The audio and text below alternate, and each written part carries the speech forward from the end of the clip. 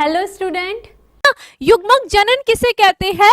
युग्मक जनन यानी कि युग्मक निर्माण की क्रिया। ठीक है, युग्मक किसे कहते हैं?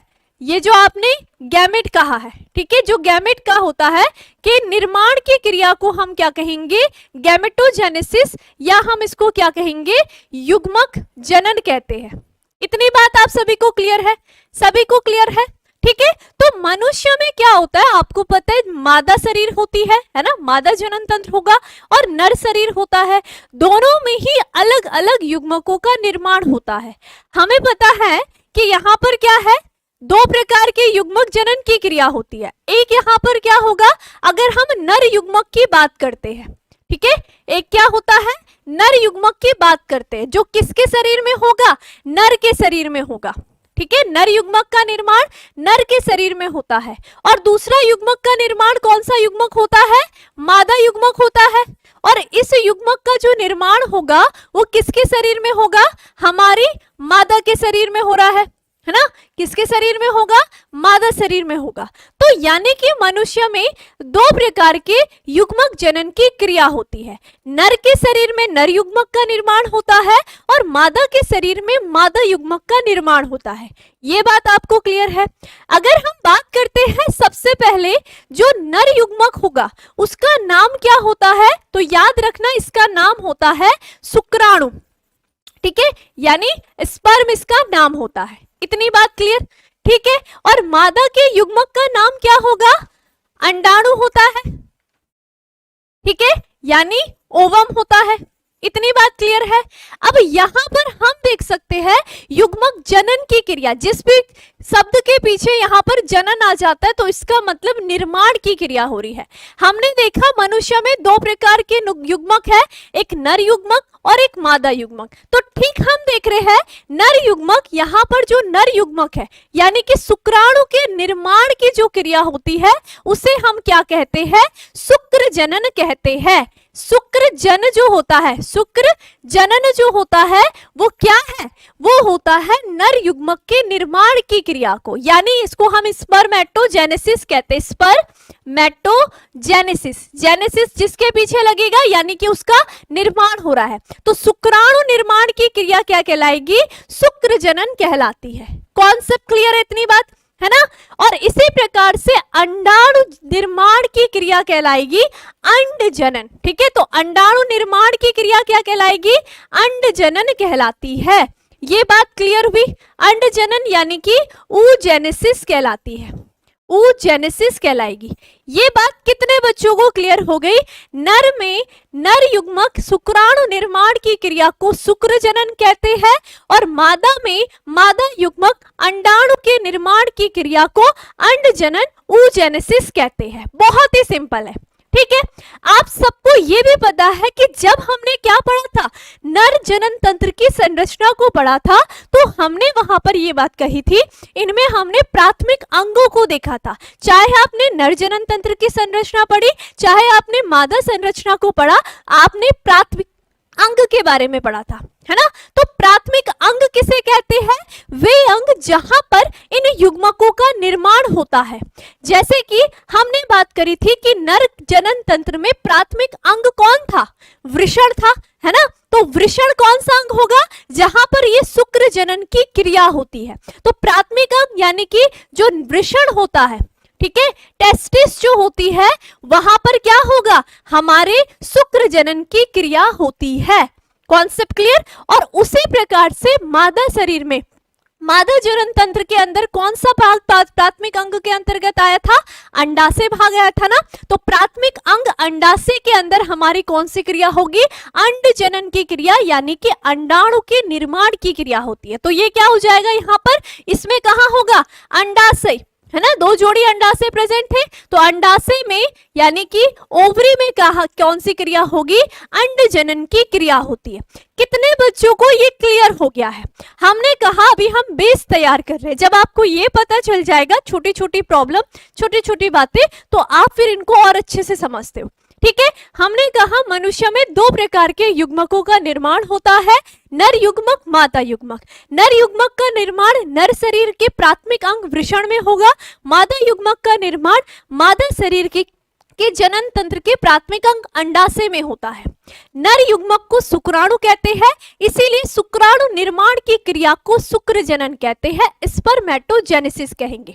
ठीक है, मादा के युग्मक को अंडाणु कहते हैं, इसीलिए अंडाणु के निर्माण की क्रिया को अंड जनन यानी कि oogenesis कहते हैं। कॉन्सेप्ट क्लियर है? इतनी बात सबको क्लियर है? ठीक है, तो आज की क्लास में हम सबसे पहले क्या पढ़ने वाले हैं? आज का टॉपिक ही है आपका क्या? शुक्र जनन की क्रिया। और ये शुक्र जनन की क्रिया कहाँ हो रही होगी? ये हो रही होगी नर जनन तंत्र के प्राथमिक अंग वृषण के अंदर। तो आज की क्लास में हमने ये टॉपिक को क्लियर करना है, शुक्र जनन की क्रिया को। क्लियर है? ठीक है, उसके बाद अगली क्लास में हम मादा युग्मक के निर्माण की क्रिया को पढ़ेंगे। तैयार है सबके सब? इतना सबको समझ में आ गया होगा? Very good. ठीक है, क्लास का टाइम 6 बजे है।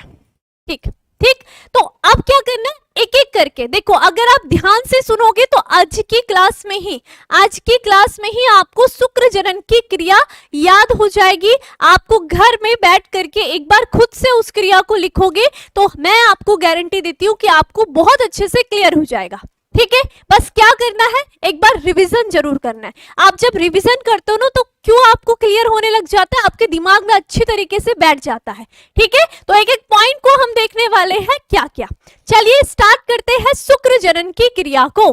ठीक है, तो ये लिखा हुआ है, चलो इसको छोड़ेंगे, बाद में बात करेंगे। वही बात लिखी हुई है छोटी मोटी। देखो हम क्या देखने वाले हैं? शुक्र जनन की क्रिया को देखने वाले हैं। तो शुक्र जनन होता क्या है? अभी अभी मैंने बता दिया है, शुक्र जनन यानी कि स्पर्मेटोजेनेसिस। यही बात पढ़ी हमने, है ना? क्या शुक्र जनन किसे कहते हैं? शुक्राणु निर्माण की क्रिया क्या कहलाएगी? शुक्र जनन कहलाती है। शुक्र जनन कहलाती है, नाम भी देखना। ठीक है, शुक्र जनन कहलाती है। अब देखो, अभी आपको देखो नर जनन तंत्र में मैंने आपको वृषण की संरचना बहुत अच्छे से क्लियर करके पढ़ाई थी। थोड़ा सा हम वहीं पर चलते हैं। आखिर ये जो शुक्र जनन की क्रिया हो रही है ये हो कहाँ रही है, इसके बारे में पहले चर्चा करेंगे, फिर हम वो आरेखित रूपांतरण को देखते हैं। ठीक है, चलिए आपको मैंने कहा था जो नर होता है ना, नर के शरीर के बाहर एक जोड़ी क्या होते हैं? वृषण कोष होते हैं शरीर से बाहर वृषण कोष प्रेजेंट होते हैं। इन वृषण कोष के अंदर क्या होंगे? वृषण होते हैं। एक जोड़ी क्या है? ये किसकी संरचना है? ये है वृषण की संरचना। क्लियर इतनी बात? ठीक है, इन वृषण के अंदर क्या होंगी? 250 कक्ष होते हैं। प्रत्येक वृषण के अंदर क्या होंगे? 250 कक्ष होते हैं, जिनको हम कुछ इस तरीके से दिखाते हैं, है ना? इस तरीके से हम क्या दिखा रहे हैं? इन कक्षों को दिखा रहे हैं, जिन्हें हमने क्या कहा था? वृषण पालियां कहा था। क्लियर? इन वृषण पालियों के अंदर क्या होती है? 1 2 3 यानी कि 2 से 3 संख्या में क्या प्रेजेंट होती है? शुक्राणु जनन कोशिका प्रेजेंट होती है, यानी कि शुक्र जनन कोशिका प्रेजेंट होती है। इतनी बात कितने बच्चों को क्लियर थी? बताओ। ये जो कोशिकाएं हैं इन्हें हमने क्या कहा है? शुक्र जनक कोशिका, सॉरी नलिकाएं कहते हैं हम इन्हें, है ना? इन्हें हमने क्या कहा है? शुक्र जनक नलिकाएं कहते हैं। नलिकाएं कहते हैं यानी सेमिनिफेरस ट्यूब्यूल्स कहते हैं।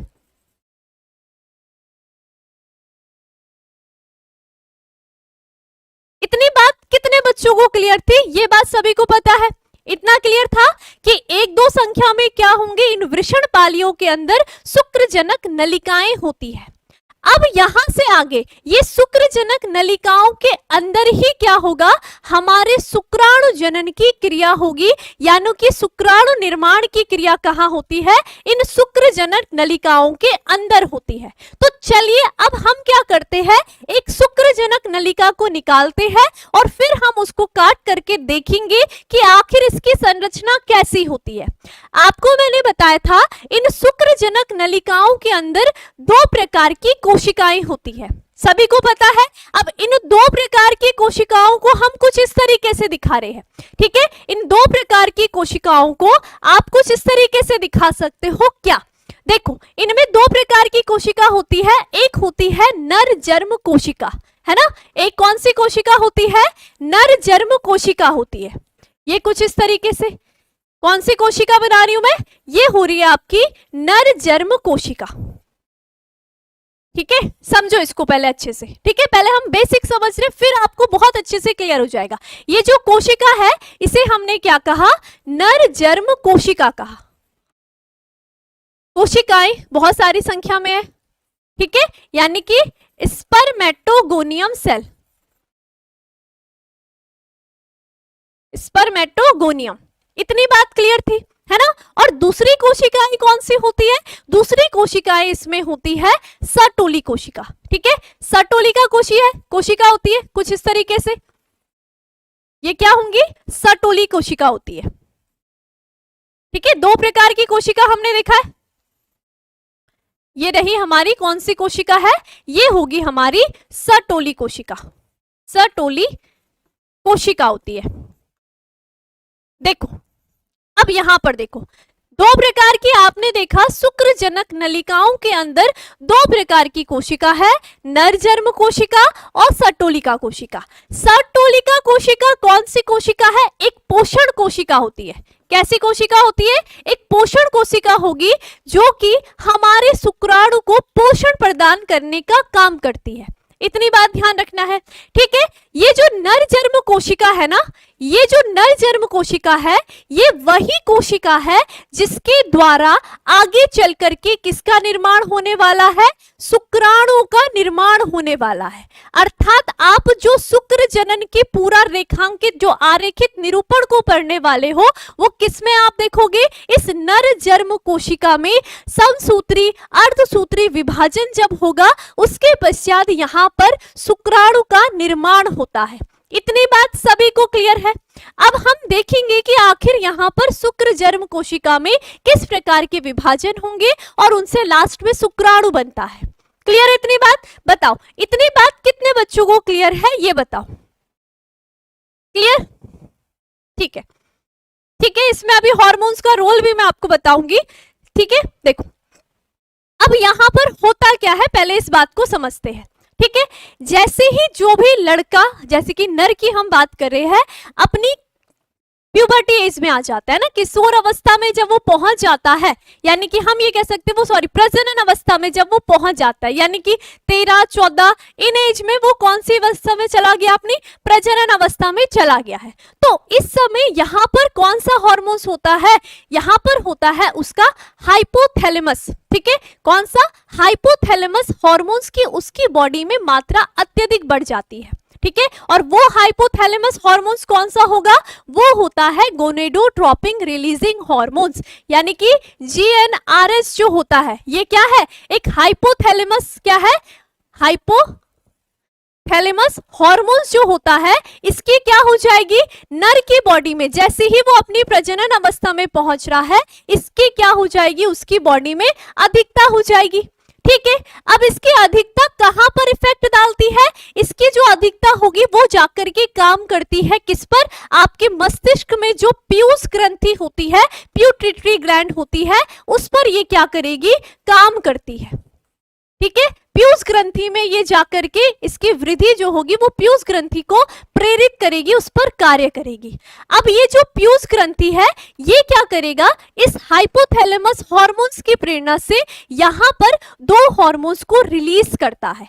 दो हार्मोन्स कौन कौन से होते हैं, एक आपका होता है LH हार्मोन्स, ठीक है, और दूसरा आपका क्या होगा, FSH हार्मोन्स। दूसरा कौन सा हार्मोन्स होगा, FSH हार्मोन्स होगा, यानी कि LH यानी कि ल्यूटिनाइजिंग हार्मोन्स, ल्यूटिनाइजिंग हार्मोन्स इसे हम कहते हैं। ठीक है, और इसको क्या कहते हैं, फॉलिक्यूलर स्टिमुलेटिंग हार्मोन्स हम इसको कहते हैं। इतनी बात क्लियर है। ठीक है, अब ये जो LH हार्मोन्स होगा ना, आपने पढ़ा था कि यहाँ पर शुक्रजनक नलिकाओं के अंदर ही अंतराली अवकाश होता है, जहां पर क्या होंगी, लीडिंग कोशिकाएं होती है। कौन सी कोशिकाएं होती है, लीडिंग कोशिकाएं होती है। सभी ने पढ़ा था। लीडिंग कोशिकाओं पर कार्य करता है ये कौन सा हार्मोन्स, एलएचएस हार्मोन्स, ठीक है। ये एलएच हार्मोन्स लीडिंग कोशिकाओं पर कार्य करेगा और इसके कार्य के दौरान लीडिंग कोशिकाएं यहां पर क्या करेगी, नर में एंड्रोजन हार्मोन्स का स्राव करती है। कौन से हार्मोन्स का, एंड्रोजन हार्मोन्स का स्राव करती है। अब देखिए इस एंड्रोजन हार्मोन्स के कारण ही यहां पर नर में कौन सी क्रिया स्टार्ट होती है, शुक्र जनन की क्रिया स्टार्ट होती है। यानी कि वो जो नर जन्म कोशिका काम करने वाली है उसमें जो भी विभाजन की क्रिया होने वाली है वो किस हार्मोन्स की प्रेरणा से हुई है, एंड्रोजन हार्मोन्स की प्रेरणा से, जो कि किसकी कार्य कर रहा है, किसके द्वारा कार्य कर रहा है, ल्यूटिनोजिंग हार्मोन्स की प्रेरणा से काम कर रहा है। इतनी बात क्लियर। इसका रोल मैं अभी आपको आगे भी बताऊंगी, लेकिन अभी थोड़ा सा बेसिक आपको देखना है कि आखिर वो जो नर जन्म कोशिका है उसमें विभाजन की क्रिया के लिए प्रेरणा किसने दी है, इन हार्मोन्स ने दी है। और उसमें भी मेन किसने दी है, एलएच हार्मोन्स जो होता है वो क्या करेगा, शुक्राणु निर्माण की क्रिया का प्रारंभन करता है। साथ ही साथ यहाँ पर कौन सा हार्मोन्स, टेस्टोस्टेरोन हार्मोन्स जो होता है, एंड्रोजन के साथ साथ यहाँ पर कौन सा, हम कहते हैं कि टेस्टोस्टेरोन हार्मोन्स, टेस्टोस्टेरोन हार्मोन्स जो होता है, जो कि नर में क्या करेगा, द्वितीयक लैंगिक लक्षणों का विकास करता है, यानी कि उनको लाने का काम करता है ना। लड़कों की जैसे ही प्रजनन अवस्था में पहुंचेंगे बड़ी भारी सी आवाज हो जाती है, बड़ी दाढ़ी मूछे आ जाती है, बड़े डोले शोले बन जाते हैं, तो उनकी बॉडी में किसका लेवल अप हो गया है, टेस्टोस्टेरोन हार्मोन्स का लेवल अप हो जाता है। कब हुआ, जब यहां से प्रेरणा मिली, हाइपोथैलेमस हार्मोन्स की वृद्धि हुई, उस वृद्धि ने कहां पर काम करा, पीयूष ग्रंथि पर काम करा। पीयूष ग्रंथि ने फिर क्या करा, वो प्रेरित हो गई और उसने क्या कर दिए, हार्मोन्स रिलीज कर दिए, एलएच और एफएसएच। एलएच जाकर के लीडिंग कोशिकाओं पर कार्य करता है और उसको क्या बोलेगा, हार्मोन्स निकाल, कौन सा, एंड्रोजन और टेस्टोस्टेरोन। एंड्रोजन शुक्राणु का निर्माण करेगा, टेस्टोस्टेरोन जो नर होगा उसमें द्वितीयक लैंगिक लक्षण, आवाज का भारीपन, दाढ़ी मूछ का आना, मसल्स का बिल्ड होना, वो यहाँ पर कार्य करता है। इतनी बात क्लियर है, ठीक है। उसके बाद जो एफएसएच हार्मोन्स होता है ना, वो कहां पर काम करेगा, वो सर्टोली कोशिका पर काम करता है, जो मैंने अभी अभी बनाई। ये किस पे काम करेगा, ये सर्टोली कोशिका पर काम करता है। किस पे काम करता है, सर्टोली कोशिका पर काम करता है, कि ताकि ये क्या करे, एक पोषण कोशिका के रूप में शुक्राणु को पोषण प्रदान करे। कॉन्सेप्ट क्लियर होना चाहिए। एंड्रोजन हार्मोन्स हमारे नर जन्म कोशिका पर कार्य कर रहा है, जबकि फॉलिकल एफएसएच हार्मोन्स क्या कर रहा है, सर्टोली कोशिका पर। ये बात क्लियर है सभी को। अभी हार्मोन्स का कॉन्सेप्ट में आपको और क्लियर हो जाएगा, लेकिन मैंने अभी अभी आपको जो डायग्राम बताया था मुझे उसको क्लियर करना था, ठीक है। तो यहां पर क्या होगा, अब देखो थोड़ा सा इसमें समझ लो। हमने कहा कि जैसे प्रजनन अवस्था में पहुंच गया, ठीक है, एलएच से क्या हुआ, एंड्रोजन हार्मोन स्रावित हुआ, लीडिंग कोशिकाओं ने एंड्रोजन हार्मोन्स का स्राव कर दिया। अब ये जो एंड्रोजन हार्मोन्स है ना, वो किसमें काम कर रहा है, इस नर जन्म कोशिका पर काम कर रहा है, ठीक है। तो ये नर जन्म कोशिका क्या करेगी, इसमें यहाँ पर समसूत्री विभाजन होगा, ये कोशिकाओं में टूटेगी, फिर अर्धसूत्री विभाजन होगा, फिर यहाँ पर कोशिकाएं बनेगी और लास्ट में यहाँ पर क्या बनते हैं, शुक्राणु बनते हैं। इतनी बात क्लियर है। ऐसा यहाँ पर काम होगा, वो भी मैं आपको शो करूंगी, ठीक है। और सर्टोलिका कोशिका क्या करेगी, वो यहाँ पर एक्टिव हो जाएगी, ठीक है, क्योंकि अब शुक्राणु का निर्माण हो रहा है, ठीक है। तो एफएसएच हार्मोन्स की प्रेरणा से वो एक्टिवेट हो जाएगी, शुक्राणु को पोषण प्रदान करेगी। कॉन्सेप्ट क्लियर है सभी को, बताओ इतनी बात किसको समझ में आई। अभी हार्मोन्स का कॉन्सेप्ट भी मैं आपको फिर से क्लियर कर लूंगी, लेकिन आपको कुछ पता चला यहां पर जो क्रिया होने वाली है उसके बारे में, ठीक है। अब मैं आपको वो आरेखित निरूपण के से समझाने वाली हूं आगे, ठीक, हाँ ठीक है, ठीक है। चलो इतनी बात क्लियर है सभी को, अब आगे चलेंगे। क्लियर है, वेरी गुड, ठीक है, ठीक है। अब देखो चलो, अब हम चलेंगे शुक्र जनन की क्रिया में। आखिर ये जो शुक्र जनन की क्रिया हो रही है वो होती कैसे, हमारा शुक्राणु का निर्माण, शुक्र जनन मतलब शुक्राणु का निर्माण हम करने वाले हैं। तो चलो शुक्राणु का निर्माण करते हैं, एक एक स्टेप अच्छे से देखोगे तो पूरा क्लियर हो जाएगा, ठीक है।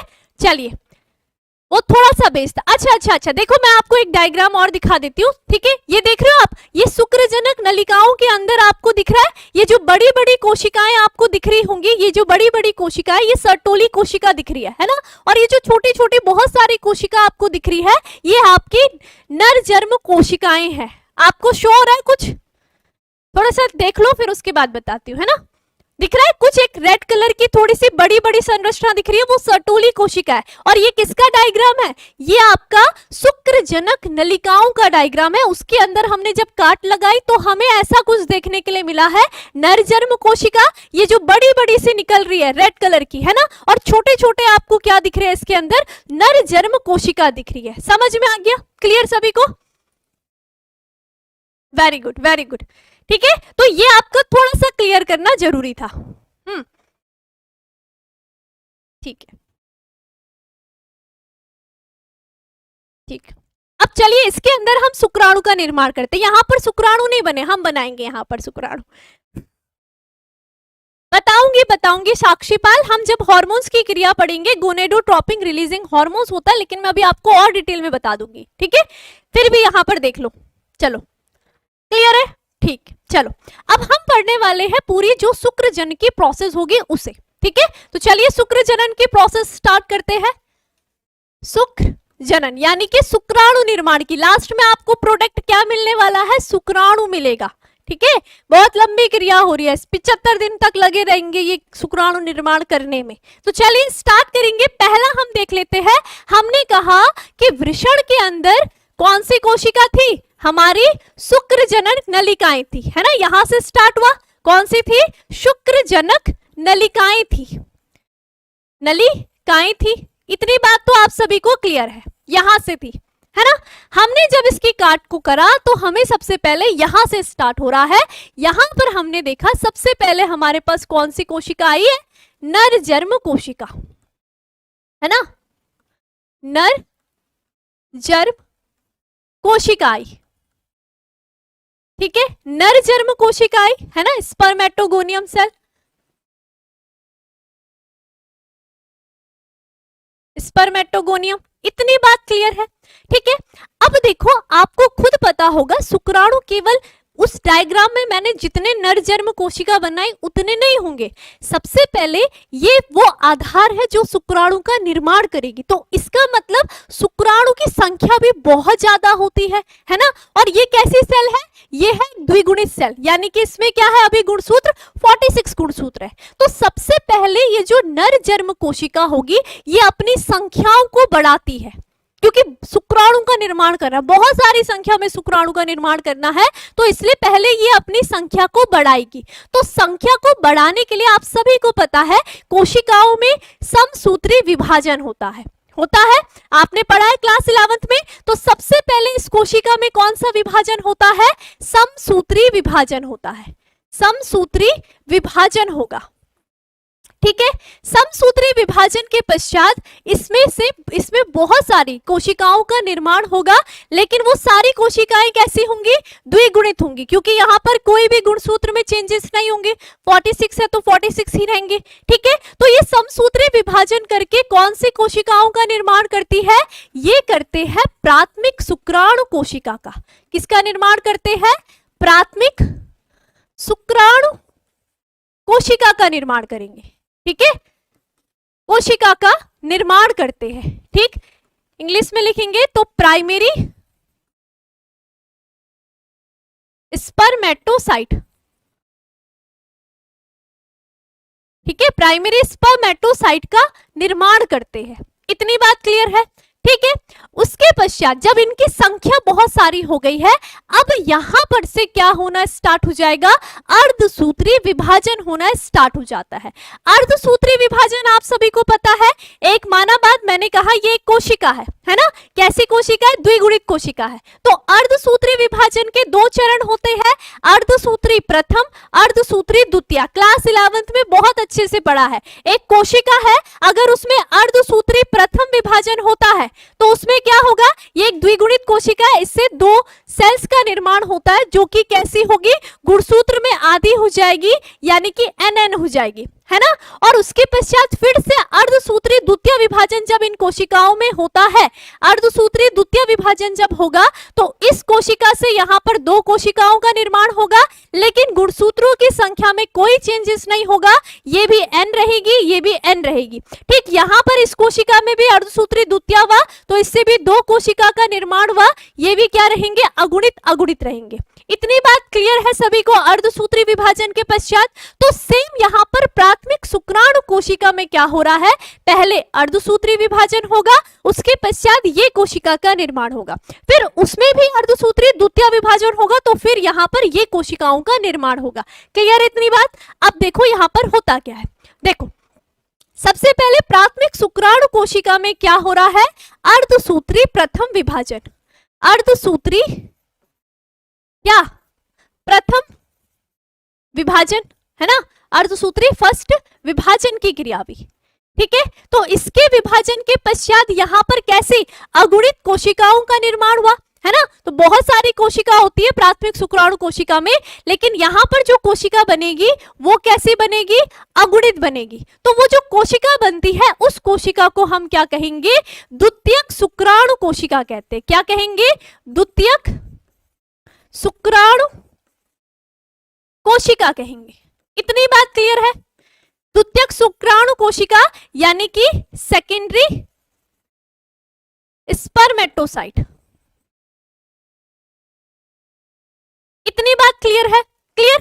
तो ये कैसी हो गई, ये द्विगुणित संरचना थी, 46 गुणसूत्र थे, जैसे ही अर्धसूत्री प्रथम विभाजन हुआ यहाँ पर गुणसूत्र आधे हो जाते हैं। ठीक है, लेकिन जब अर्धसूत्री दूसरा विभाजन होता है तो गुणसूत्रों की संख्या में कोई भी चेंजेस नहीं होता है, बल्कि कोशिकाओं की संख्या बढ़ जाती है। ठीक है, यहाँ एक कोशिका को लेकर के 2 कोशिकाओं का निर्माण हुआ, अब यहाँ पर जब विभाजन होगा तो 4 कोशिकाओं का निर्माण होता है। क्लियर, ये बात क्लियर है।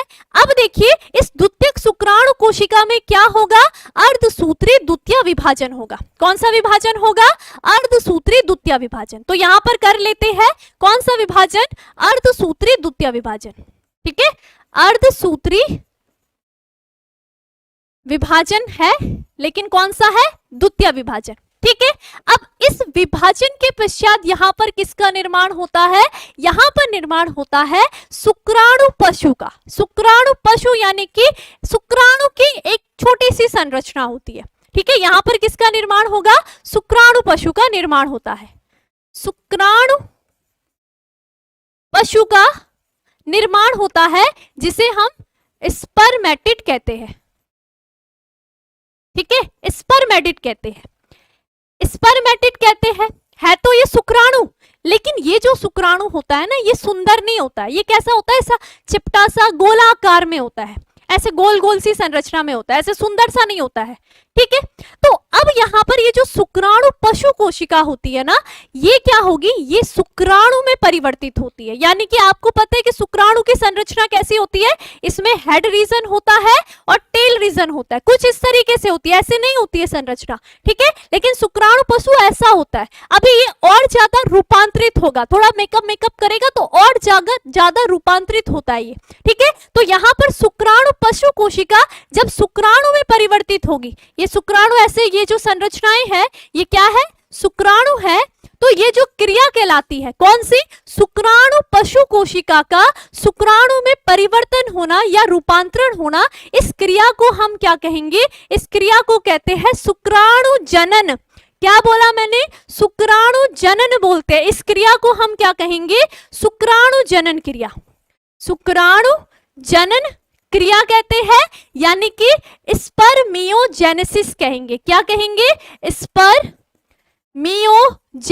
कहते हैं। इतनी बात कितने बच्चों को क्लियर हो गई कि किस तरीके से हमने शुक्र जनन क्रिया यानी कि स्पर्मेटोजेनेसिस, शुक्र जनन, देखो केवल शुक्र जनन है, तो यहां से नर जन्म कोशिका से जो स्पर्म का निर्माण हुआ है, इस पूरी क्रिया को हम शुक्र जनन कहते हैं। लेकिन शुक्राणु जनन की अगर बात आती है, ये जो शुक्राणु का निर्माण हो रहा है ये किससे हो रहा है, शुक्राणु पशु कोशिका से। तो इस छोटे से पद को, रूपांतरण को हम क्या कहते हैं? शुक्राणु जनन या स्पर्मियोजेनेसिस कहते हैं। कितने बच्चों को क्लियर हो गया है? आपका ये शुक्राणु जन की क्रिया, शुक्र जनन की क्रिया कंप्लीट हो गई है। एक बार फिर से क्लियर करें, क्या कहा हमने? हमने कहा वृषण के अंदर शुक्र जनक नलिकाओं में कौन सी कोशिका है? नर जर्म कोशिका है। इस नर जर्म कोशिका में पहले समसूत्री विभाजन होगा, ये अपनी संख्या को बढ़ाते हैं। जब ये संख्या को बढ़ा रहे हैं तो जिस रूप में ये आए हैं इसे हम प्राथमिक शुक्राणु कोशिका कहते हैं। प्राथमिक शुक्राणु कोशिका में अर्धसूत्री विभाजन होता है और अर्धसूत्री विभाजन के दो चरण होते हैं, प्रथम विभाजन और द्वितीय विभाजन। जहां भी जिस भी कोशिका में अर्धसूत्री विभाजन होगा तो उसके दो चरण होंगे, पहला और दूसरा। ठीक है, पहले चरण में अर्धसूत्री, प्रथम में ये जो प्राथमिक शुक्राणु कोशिका है ये क्या आती है? द्वितीयक शुक्राणु कोशिका में परिवर्तित हो गई। ठीक है, यानी कि ये द्वितीयक शुक्राणु कोशिका कहलाई। ठीक है, इस द्वितीयक शुक्राणु कोशिका में जब दूसरा अर्धसूत्री विभाजन हुआ तो एक शुक्राणु की जैसी कोशिका, शुक्राणु पशु कोशिका हम इसको कहते हैं, स्पर्मेटिड कहते हैं। लेकिन ये आपके शुक्राणु की तरह नहीं दिखती है, इसलिए ये थोड़ा और रूपांतरित होती है। कौन सी क्रिया करके? शुक्राणु जनन यानी कि स्पर्मियोजेनेसिस करके थोड़ा सा और रूपांतरित होती है, तब जाकर के ये क्या बनती है? एक शुक्राणु के रूप में बाहर निकल करके आ जाती है। क्लियर हो गया? समझ में आ गया सभी को? ठीक है, ठीक। बच्चों में शुक्राणु क्यों नहीं बनते? क्योंकि उस समय उनका जो हाइपोथैलेमस था ना, उसकी मात्रा बॉडी में नहीं बढ़ती है। तो जब वो हाइपोथैलेमस हार्मोन्स की मात्रा बढ़ेगी तब जाकर के वो आपकी पिट्यूटरी ग्लैंड में काम करेगा। तब जाकर के आपकी पिट्यूटरी ग्लैंड कहाँ काम कर रही है? वो LH FSH हार्मोन्स अभी बताए ना, पूरा का पूरा क्रिया। क्लियर हुआ?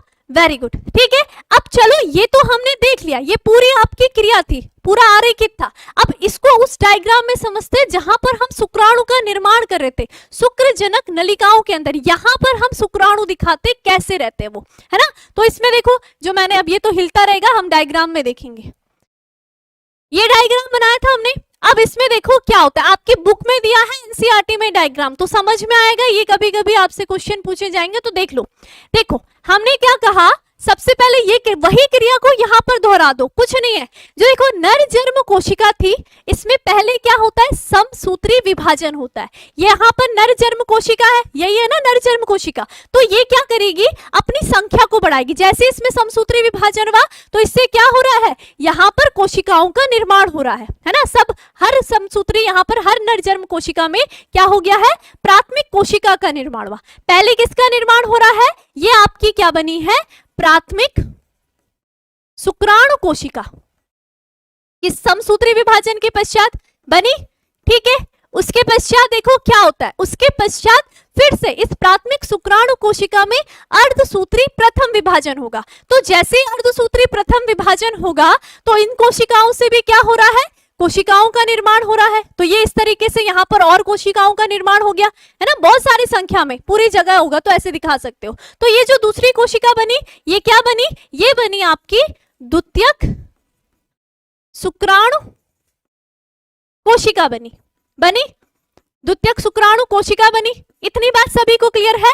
अब द्वितीयक शुक्राणु कोशिका के पश्चात शुक्राणु पशु कोशिका बना। तो ये थोड़ा सा दिखने में सुंदर नहीं है, अच्छा नहीं है ना? तो इसको हम यहाँ पर बनता तो है लेकिन ज्यादा सुंदर नहीं दिखता है, ये अजीब सा रहता है, ज्यादा सुंदर नहीं रहता है। तो ये क्या हुआ? ये हुआ है शुक्राणु पशु। कब बना ये? अर्धसूत्री द्वितीय के पश्चात। क्या बना है? शुक्राणु पशु कोशिका जो बना है ये अर्धसूत्री द्वितीय के बाद बना है। इतनी बात क्लियर? अब मैंने कहा ये शुक्राणु पशु कोशिका शुक्राणु में कैसे रूपांतरित होगा?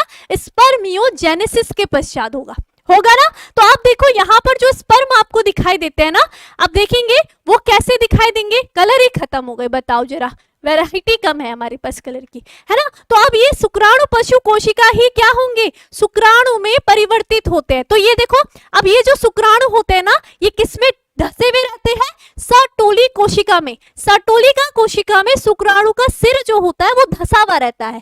क्यों रहता है? ताकि वो सर्टोलिका कोशिका एक पोषण कोशिका है और वो उससे क्या कर सके? पोषण को प्राप्त कर सके। तो यहाँ पर ये देखो, सर्टोलिका कोशिका में आपको शुक्राणु कुछ इस तरीके से दिखते हैं, धसे हुए दिखेंगे। ठीक है, ये आपको ऐसे धसे हुए दिखते हैं। इतनी बात क्लियर है? इतनी बात क्लियर है, इतनी बात क्लियर है, इस तरीके से दिखेंगे। अब यहां पर समझो एक और यहां पर क्रिया होती है वीर्य सेचन की क्रिया। वीर्य सेचन किसे कहते हैं ये ध्यान रखना है। वीर्य सेचन यहां पर एक क्रिया होती है, उसे क्या कहते हैं, वो क्रिया कहती है। देखो ये जो शुक्राणु है ना, सर्टोलिका कोशिका से इन्होंने पोषण प्राप्त कर दिया, अब क्या होंगे, ये रिलीज होंगे, है ना, इनको बाहर भी तो जाना है, तभी तो वो कहां जाएंगे, आपकी वृषण जालिका से, शुक्रवाहिनी से अधिवृषण में जाएंगे ना स्टोर होने। ठीक है, तो अब क्या करना पड़ेगा, इनको अपने सर जो धसा हुआ है ना सर्टोलिका कोशिका के अंदर, उसको निकालना है। तो ये जो निकाल करके इसके यहां पर आने की क्रिया, यहां पर आने की क्रिया जो होती है ना, इससे अलग होने की, सर्टोलिका कोशिका से अलग होने की जो क्रिया होती है, उसे हम क्या कहेंगे, वीर्य सेचन कहते हैं। ठीक है, शुक्राणु का सर्टोलिका कोशिका से अलग होने की क्रिया को वीर्य सेचन कहते हैं। कॉन्सेप्ट क्लियर है, क्लियर है, इतनी बात क्लियर है, समझ में आ गया सभी को, क्लियर, ठीक है, ये समझ में आ गया। तो ये डायग्राम आपने देखना है। अब चलिए थोड़ा सा मैं आपको समझा देती हूँ। ठीक है, ये तो समझ गए, सबके सब समझ गए, लिख दो फटाफट। हाँ हाँ बिल्कुल, सर्टोलिका कोशिका क्या कर रही है, पोषण देगी शुक्राणु के वृद्धि के लिए, विकास के लिए, आगे वो और सुंदर संरचना में परिवर्तित होगा ना, इसलिए उसको पोषण चाहिए। आपको पता है शुक्राणु को पोषण क्यों चाहिए, उसको ऊर्जा भी मिले, वो थोड़ा सा अपनी स्ट्रक्चर को और मॉडिफाई कर सके, ताकि उसको तो बहुत लंबा चलना है, स्त्री के शरीर तक पहुंचना है उसे, और कहाँ, फैलोपियन ट्यूब के एम्पुला तक पहुंचना है। तो वहां तक के लिए जाने के लिए भाई अपना शरीर भी बड़ा ताकतवर चाहिए, है ना, और खाना पीना भी बड़ा, मसल्स वगैरह सब कुछ अच्छी चाहिए, तभी तो पहुंच पाएगा, उतना सफर तय करना है उसे, तो इसलिए उसको थोड़ा सा क्या होना पड़ेगा, ताकतवर होना पड़ेगा। ठीक है, इतनी बात क्लियर है, वेरी गुड। ठीक है, अब चलो थोड़ा सा यहाँ पर, तो ये तो समझ में आ गया। यहाँ पर बस आपको, यहाँ पर वीर्य सेचन की क्रिया क्या हो जाएगी, जब ये सारे के सारे जो शुक्राणु होंगे ये यहाँ पर रिलीज हो जाएंगे। ठीक, चलो इतनी बात तो क्लियर है। अब मैं आपको एक और डायग्राम दिखाती हूँ। अच्छा आप ही बताना, ठीक है, मुझे इस डायग्राम का नाम बताओ जरा, ये कौन सी क्रिया हो रही है, बताओ। अब भी अभी जिस बच्चों को क्लियर होगा वो मुझे इस क्रिया को बताएगा। इतनी आगे तो क्रिया, हाँ हाँ बताओ, कितनी सारी क्रिया हुई, 3 क्रिया हुई इसमें, बताएंगे बताएंगे बताएंगे, वेरी गुड। स्पर्म ज्यादा क्यों बनता है, क्योंकि देखो जब नर जन्म कोशिका थी ना, उसमें समसूत्री विभाजन हुआ, तो एक नर जन्म कोशिका नहीं होती, बहुत सारी नर जन्म कोशिका होती है, उनमें समसूत्री विभाजन हो रहा है, तो स्पर्म उतने ज्यादा बनेंगे। और उनके ज्यादा बनने का रीजन ये है क्योंकि हर कोई आगे चल करके अंडाणु के साथ निषेचित नहीं होगा, ये पॉसिबिलिटी नहीं है। कुछ अच्छे भी बनते हैं और कुछ क्या होंगे, हम कह सकते हैं अविकसित भी बनते हैं। ठीक है, कुछ खराब कुछ सही ऐसे बन सकते हैं, और ज्यादा संख्या में होना बहुत ज्यादा जरूरी है, तभी जाकर के वो मादा के शरीर तक पहुंच पाएंगे। बताओ जरा कौन बता रहे हैं इन क्रियाओं को, लगाओ दिमाग, थोड़ा सा तो दिख रहा होगा आपको, 2 क्रिया चल रही है इसमें। अरे स्पर्म की तो है, लेकिन क्रिया कौन सी थी, अब मैं आपको बताती हूँ। ठीक है, थोड़ा सा इसको चलने दो। ये आपकी लास्ट की 2 प्रोसेस थी, कौन कौन सी थी पता है आपको, देखो ये सबसे पहले जब ये गोल था ना, ये शुक्राणु पशु है, जब इसमें टेल ये सब विकसित हुआ, तो ये आपका शुक्राणु यानी कि स्पर्मियोजेनेसिस हुआ। और ये जो लास्ट में आपको दिख रहा है ना, आपको ज्यादा जल्दी भाग रहा है ये देखो टेल का निर्माण हो रहा है, ये किसका गुण दिखा रहा है, स्पर्मियोजेनेसिस। अब देखो सर्टोलिका कोशिका से निकल करके बाहर चला गया, तो वो वीर्य सेचन की क्रिया भी समझ में आया आपको। ठीक है, जब वो गोल था उसमें टेल आई, मैंने कहा ना वो शुक्राणु पशु था, बड़ा भद्दा सा लग रहा है वो शुक्राणु, किसी भी एंगल से नहीं लग रहा है ना, जब इसमें टेल आई तभी तो शुक्राणु बन रहा है, तो ये शुक्राणु प्रॉपर बन गया अब। ठीक है, अब सर्टोलिका कोशिका से देखो सब निकल गए बाहर और चले गए वो अपने रास्ते में, है ना, तो वो जो क्रिया भी वो वीर्य सेचन की भी। समझ में आ रहा है, डायग्राम से और ज्यादा क्लियर होगा आपका, जितने डायग्राम देखोगे तो और ज्यादा क्लियर हो रहा है। ठीक है ठीक है ठीक है, वेरी गुड। ठीक, अब इसी को थोड़ा सा हम अब एनसीईआरटी से पढ़ लेते हैं, फिर आपका क्लियर हो जाएगा। ठीक है, मुझे लग रहा है कि ये क्रिया स्पर्मियोजेनेसिस यही होती है वो। ठीक है, ये क्या था, शुक्राणु पशु था, एक और डायग्राम है, और जब इसमें टेल का निर्माण हो रहा है तो ये पूरा किस में चेंज हो रहा है, शुक्राणु में चेंज हो रहा है, और इस क्रिया को हम क्या कहते हैं, स्पर्मियोजेनेसिस। ठीक है, स्पर्मियोजेनेसिस कहते हैं। इतनी बात क्लियर हो रही है सभी को, समझ में आ रहा है, हाँ आना भी चाहिए। ठीक है चलो ठीक है। अब हम चलते हैं। अब देखो ये भी आपको डायग्राम पूरा समझ में आ जाएगा। क्या समझ में आ रहा है? शुक्राणु किस में धसा हुआ है? सर्टोलिका कोशिका। ये सारी कोशिका क्या बनी है? सर्टोलिका कोशिका बनी है। सर्टोलिका कोशिका यहाँ पर आपकी क्या थी? शुक्राणु जनन कोशिका थी। फिर उसके बाद आपकी नरजन्म कोशिका, उसमें विभाजन हुआ प्राथमिक शुक्राणु कोशिका, द्वितीयक शुक्राणु कोशिका, फिर उसके बाद शुक्राणु पशु कोशिका और फिर शुक्राणु बना और सर्टोलिका कोशिका में धसा हुआ है। क्लियर है? ठीक चलो फिर देखेंगे। आप थोड़ा सा लाइन पढ़ते हैं एनसीईआरटी की, तो एनसीईआरटी जैसे आप पढ़ते हो तो आपको क्लियर हो जाएगा सारी की सारी बातें। देखो वृषण में अपरिपक्व नर जन्म कोशिका यानी कि शुक्राणु जनन स्पर्मेटोगोनिया, बहुवचन एक वचन स्पर्मेटो, यहाँ पर देखो बस देखो नर जन्म कोशिका थी। ठीक है, ये शुक्र जनन द्वारा शुक्राणु उत्पन्न करती है। कैसे करेगी? जब भी नर जो होगा वो किशोर अवस्था के समय शुरू होता है शुक्राणु जनन नलिकाओं, ठीक है, कि भीतरी भित्ति में क्या है उपस्थित शुक्राणु जन में क्या हो रहा है? समसूत्री विभाजन के द्वारा संख्या में यहाँ पर वृद्धि हो रही है। तो पूरी क्रिया आपने देखी। प्रत्येक शुक्राणु जनन द्विगुणित होता है और उसमें 46 गुणसूत्र होंगे। ये आपने देखा पूरी क्रिया। ठीक है, उसके बाद हम देख रहे हैं कुछ शुक्राणु जनों में समय समय पर अर्धसूत्री विभाजन या अर्धसूत्रण होता है, जिसमें पहले क्या हुआ है? प्राथमिक शुक्राणु कोशिका। ये ध्यान रखना, प्राथमिक शुक्राणु कोशिका का जो विभाजन होगा, जो उसका निर्माण होगा, वो पहले समसूत्री विभाजन से होगा।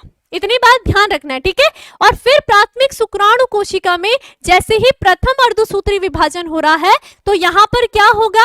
अगुणित कोशिका का निर्माण होता है और उस कोशिका को क्या कहेंगे? द्वितीयक शुक्राणु कोशिका कहते हैं। ठीक है, इस प्रकार उत्पन्न प्रत्येक कोशिका में क्या होंगे? गुणसूत्रों की संख्या आधा हो जाएगी। अब जैसे ही द्वितीयक शुक्राणु कोशिका में फिर से दूसरा अर्धसूत्री विभाजन होगा तो उसके पश्चात यहाँ पर 4 बराबर अगुणित शुक्राणु कौन सी कोशिका? शुक्राणु पशु कोशिका का निर्माण हुआ और ये शुक्राणु पशु कोशिका ने क्या करा है? रूपांतरण करा। अभी मैंने आपको 2 डायग्राम दिखाए, तो वो रूपांतरण के पश्चात किसमें कौन से स्पर्मेटोजोआ क्या बनता है? इस प्रक्रिया से शुक्राणु जनन की क्रिया से यानी कि स्पर्मियोजेनेसिस कहा है, जब वो रूपांतरित हुआ है प्रॉपर एक शुक्राणु में। ठीक है, तो शुक्र जनन के पश्चात शुक्राणु के सीड्स जो कि सर्टोलिका कोशिका के अंत स्थापित हो जाता है और अंत में जिस प्रक्रिया के द्वारा शुक्राणु शुक्रजनक नलिकाओं से मोचित होते हैं उस प्रक्रिया को हम क्या कहेंगे? वीर्य सेचन कहेंगे। यानी कि पूरी सर्टोलिका कोशिका से शुक्राणु निकला और फिर कहां तक? वो जो शुक्रजनक नलिका है उससे भी बाहर चला गया। अब कहां जाएगा? वृषण जालिका में जाएगा, फिर शुक्रवाहिनी में, फिर अधिविषण में। तो वो जो यहां से निकलने की पूरी शुक्रजनक कोश नलिकाओं से निकलने की जो पूरी क्रिया हो जाएगी उस पूरी क्रिया को वीर्य सेचन कहते हैं। क्लियर है इतनी बात? ठीक है, तो ये ध्यान आपने रखना है। ठीक, अब अगर हमने हार्मोन्स की बात करी तो हार्मोन्स में मैंने क्या कहा? जैसे ही जो व्यक्ति है नर है वो अपनी प्रजनन अवस्था में चला गया, ठीक है, तो उसके अंदर क्या होगा? हाइपोथैलेमस, थैलेमस, ठीक है, जो कि हमारा कौन है? गोनेडोट्रोपिन रिलीजिंग हार्मोन्स जो है, ठीक है, इसकी क्या होती है? उसके शरीर में अधिकता हो जाएगी। यही मैंने आपको बता दिया है, इसी बात को फिर से बता रही हूं कि यहाँ पर क्या है? हाइपोथैलेमस की शरीर में वृद्धि हो गई है। इस वृद्धि का असर कहाँ पड़ेगा? पीयूष ग्रंथि पर। कहाँ पड़ रहा है? पीयूष ग्रंथि पर पड़ रहा है। पीयूष ग्रंथि की प्रेरणा से यहाँ पर 2 हार्मोन्स का स्राव होता है। एक होता है LH हार्मोन्स, ठीक है, और एक होता है FSH हार्मोन्स। इन दोनों की मैंने आपको फुल फॉर्म बता दी है। LH हार्मोन्स कहाँ काम करेगा? जो लीडिंग कोशिकाएं होती है, कहाँ पर स्थित होती है? ये वही शुक्रजनक नलिकाओं के अंदर, वहीं पर लीडिंग कोशिकाएं वहां पर स्थित है। ये लीडिंग कोशिकाओं पर कार्य कर रही है और फिर ये किसका स्त्राव करती है? नर में एंड्रोजन हार्मोन्स का स्त्राव करती है, साथ ही साथ टेस्टोस्टेरोन हार्मोन्स का। ठीक है, जो कि क्या करेगा? नर में द्वितीयक लैंगिक लक्षणों का निर्माण करेगा और साथ ही साथ नर में शुक्राणु निर्माण की क्रिया का भी प्रारंभन करता है। जबकि FSH हार्मोन्स कहाँ कार्य करेगा? सर्टोलिका कोशिका पर काम करेगा। यानी कि एक तरीके से हम कह सकते हैं ये सर्टोलिका कोशिका को एक्टिवेट कर रहा है कि अब वो क्या कर सकती है? जो शुक्राणु बन रहा है उसके लिए पोषण का काम करेगी। ठीक है, यानी कि एक तरीके से हम कहेंगे चाहे सर्टोलिका कोशिका हो या हमारी जो लीडिंग कोशिकाएं हैं, ये दोनों के दोनों हमारे शुक्र जनन की क्रिया में कार्य कर रहे हैं। शुक्र जनन की क्रिया ये कर रहा है और वहां पर शुक्राणु को भी क्या कर रहा है, पोषण प्रदान कर रहा है। ठीक है, अब इसी बात को हार्मोन्स की क्रिया को अगर हम यहाँ पर देख लेते हैं, यहाँ पर हम देखते हैं तो वही बात है, क्या है, देखो शुक्र जनन प्रक्रिया किशोर अवस्था से ही प्रारंभ होने लगती है, क्योंकि इस दौरान गोनेडोट्रोपिन रिलीजिंग हार्मोन्स GnRH जो आपने बात करी है ना, कि श्रवण से काफी इसमें क्या होगी, काफी वृद्धि हो रही है। ठीक है, और ये कैसा हार्मोन्स होता है, एक हाइपोथैलेमिक हार्मोन्स होता है, ये भी ध्यान रखना है। गोनेडोट्रोपिन रिलीजिंग हार्मोन्स के स्तर में वृद्धि के कारण अग्र पीयूष ग्रंथि क्या हो रही है, उस पर काम कर रहा है GnRH। ठीक है, गोनेडोट्रोपिन रिलीजिंग हार्मोन्स पीयूष ग्रंथि पर काम कर रहा है। ठीक है, और ये क्या करेगा, फिर जो पीयूष ग्रंथि है वो दो गोनेडोट्रोपिन हार्मोन्स को स्रावित करती है, जिसका नाम क्या है, एक होता है पीत पिंडकर, जिसको मैंने अभी अभी कहा ल्यूटिनाइजिंग हार्मोन्स, यानी कि जो आपका LH हार्मोन्स की हमने बात करी। ठीक है, और दूसरा क्या है, पुटकोदीपक हार्मोन्स, यानी कि इसको क्या कहेंगे, फॉलिकुलर स्टिमुलेटिंग हार्मोन्स, यानी कि FSH हार्मोन्स के श्रवण को उद्दीपित कर रहा है। ये बात क्लियर है, बस आपको वो चार्ट याद करना है जो मैंने आपको अभी अभी दिखाया। ठीक है, अब देखो जो LH हार्मोन्स है वो कहाँ काम कर रहा है, लीडिंग कोशिकाओं पर काम कर रहा है, और जो क्या कर रहे हैं, साथ ही साथ पुंजन के संश्लेषण को प्रेरित कर रहा है ना, पुंजन यानी कि एंड्रोजन की बात करी है। ठीक है, इसके बदले पुंजन यानी कि शुक्राणु जनन प्रक्रिया को उद्दीपित करता है, यानी कि इसके कारण क्या हो रहा है, शुक्राणु का निर्माण हो रहा है। जबकि जो कौन सा था, FSH हार्मोन्स था, वो सर्टोलिका कोशिका पर कार्य करता है और कुछ घटकों के श्रवण को उद्दीपित कर रहा है, और ये भी क्या कर रहा है, एक तरीके से शुक्राणु जनन की प्रक्रिया में सहायता कर रहा है, क्या करके, शुक्राणु को पोषण प्रदान करके। क्लियर हो गया आप सभी को? ठीक है, चलिए अभी तो थोड़ा सा है 5 मिनट, एक और छोटा सा टॉपिक देख लेते हैं, हम थोड़ा सा शुक्राणु की संरचना को देख लेते हैं। ठीक है, तो शुक्राणु की जब हम संरचना को देखते हैं, आपने देखा शुक्राणु की संरचना जो होती है वो 4 भागों से मिलकर के बनी होती है। ठीक है, कौन कौन से भाग होते हैं, इसका सबसे ऊपरी भाग होता है, ठीक है, जो कि क्या होगा, इसका सिर होता है, यानी कि ये कौन सा भाग होगा, सिर, यानी कि इसका हेड वाला भाग हो गया। ठीक है, दूसरा इसका नीचे का जो रीजन आएगा वो आता है इसका नेक वाला रीजन, यानी कि इसको हम क्या कहेंगे, ग्रीवा भाग कहते हैं, नेक हम इसको कहेंगे। ठीक है, तीसरा भाग जो आता है वो इसका मिडल यानी कि मध्य खंड होता है। ठीक है, मध्य खंड इसको कहेंगे हम, इसको मिडल पार्ट होता है इसका। ठीक है, मिडल पार्ट हो जाएगा, और जो चौथा खंड होगा वो कौन सी हो जाएगी, वो इसकी टेल हो जाती है। ठीक है, टेल यानी कि हम बात कर रहे हैं पुच्छ की, टेल वाला रीजन आ जाएगा। इतनी बात क्लियर है? तो ये 4 खंडों से मिलकर के हमारे शुक्राणु की संरचना बनी होती है। ठीक, अब आप देखोगे ये शुक्राणु होता है, इसके पूरे शरीर के बाहर क्या स्थित होती है, प्लाज्मा। ठीक है, इसके बाहर क्या होगा, ये प्लाज्मा द्रव से ढका हुआ रहता है। इस तरीके से क्या होगा, पूरे ही बॉडी किससे ढकी हुई होती है, प्लाज्मा द्रव से ढकी हुई होती है। ठीक है, इस तरीके से आप कर सकते हो, प्लाज्मा द्रव से ढकी हुई क्या है, शुक्राणु की बॉडी है। ठीक, अब सबसे पहले हमने देखा ये किससे ढका हुआ है, प्लाज्मा से, प्लाज्मा झिल्ली बोलते हैं, प्लाज्मा झिल्ली से क्या है, इसकी पूरी बॉडी ढकी हुई है। ठीक है, शुक्राणु के आप जब सर के भाग को देखते हो तो इसमें आपको क्या दिखता है, इसका जो मध्य भाग होता है, ठीक है, यहां पर क्या होगा, केंद्रक उपस्थित होता है। क्या हो रहा है, केंद्रक उपस्थित होता है, जो कि कैसा होगा, अगुणित केंद्रक होता है। ठीक है, और ठीक इसके ऊपर ही शुक्राणु का जो सबसे आगे वाला सिरा होता है, इस सिरे को हम कहते हैं अग्रपिंडक। क्या कहेंगे, अग्रपिंडक, यानी कि एक्रोसोम हम इस भाग को कहते हैं। एक्रोसोम भाग होता है जिसमें यहाँ पर कौन से हार्मोन्स होते हैं, लाइसिन हार्मोन्स होते हैं, जो कि आगे चल करके जब निषेचन की क्रिया होगी तो अंडाणु की भित्तियों को भेदने का काम करते हैं। ये वही भाग होंगे, यहाँ पर एंजाइम्स वगैरह भरे होते हैं। ठीक है, और ये एंजाइम्स आगे चल करके अंडाणु की भित्तियों को एक तरीके से आप कर सकते हो कि गलाने का काम करेंगे, ताकि यहाँ पर वो अपने न्यूक्लियस को अंडाणु के अंदर छोड़ सके। इतनी बात क्लियर है? उसके बाद ये ग्रीवा भाग आ गया। ठीक है, फिर हम देखते हैं इसका जो मध्य खंड होता है, यहाँ पर क्या होंगे, माइटोकॉन्ड्रिया बहुत सारी संख्या में उपस्थित होते हैं। क्या होते हैं, माइटोकॉन्ड्रिया उपस्थित होते हैं। ठीक है, सूत्रकर्णिकाएं जिन्हें हम कहते हैं। ठीक है, ये किसकी संरचना है? माइटोकॉन्ड्रिया की संरचना। ठीक है, माइटोकॉन्ड्रिया स्थित होते हैं। अब ये जो माइटोकॉन्ड्रिया होते हैं वो एक तरीके से हम कहेंगे वो शुक्राणु को क्या कर रहे हैं? ऊर्जा प्रदान करने का काम कर रहे हैं। शुक्राणु को ऊर्जा प्रदान करते हैं ताकि शुक्राणु क्या हो सके? चलनशील है, साथ ही साथ वो ताकि मादा बॉडी तक पहुंच सके, तो उसके लिए उसको ताकत होना बहुत ज्यादा जरूरी है। ये बात क्लियर? ठीक है, उसके बाद हम पुच्छ वाली जब भाग की बात करते हैं तो पुच्छ क्या करेगी? उसको एक तरीके से दिशा देने का काम करती है और साथ ही साथ में उसको तैरने में मदद करती है। ठीक है, यानी कि उसको क्या बनाएगी? गतिशील बनाती है। पुच्छ क्या करेगी? उस शुक्राणु को गतिशील बनाने का काम करती है। तो ये आपके क्या हो गए हैं? एक हम बात कर रहे हैं शुक्राणु की संरचना की। ठीक है, ये बात क्लियर है? ठीक है, अब इसी बात को हमने यहां पर देखा तो शुक्राणु की संरचना हमने देखा कि यहां पर क्या होगा, जब हम शुक्राणु को सूक्ष्मदर्शी से देखते हैं तो इसका एक शीर्ष भाग, ग्रीवा भाग, मध्य खंड और क्या होता है? पुच्छ वाला भाग होता है। ठीक है, एक प्लाज्मा झिल्ली शुक्राणु को पूरी तरह से आवृत करती है। ठीक है, शुक्राणु के शीर्ष में एक दीर्घकृत यानी कि अगुणित केंद्रक होता है, ये बात ध्यान रखनी है। और इसका अग्रभाग एक टोपीनुमा संरचना से आवृत होता है, जिस भाग को हम क्या कहेंगे? अग्रपिंडक यानी कि एक्रोसोम कहते हैं। ठीक है, एक्रोसोम कहेंगे। और ये जो अग्रपिंडक होता है ये क्या करेगा? एंजाइमों से भरा हुआ होता है। ठीक है, जो कि अंडाणु के निषेचन में मदद करता है। शुक्राणु के मध्य खंड में असंख्य सूत्रकर्णिकाएं माइटोकॉन्ड्रिया होगी जो कि क्या कर रही है?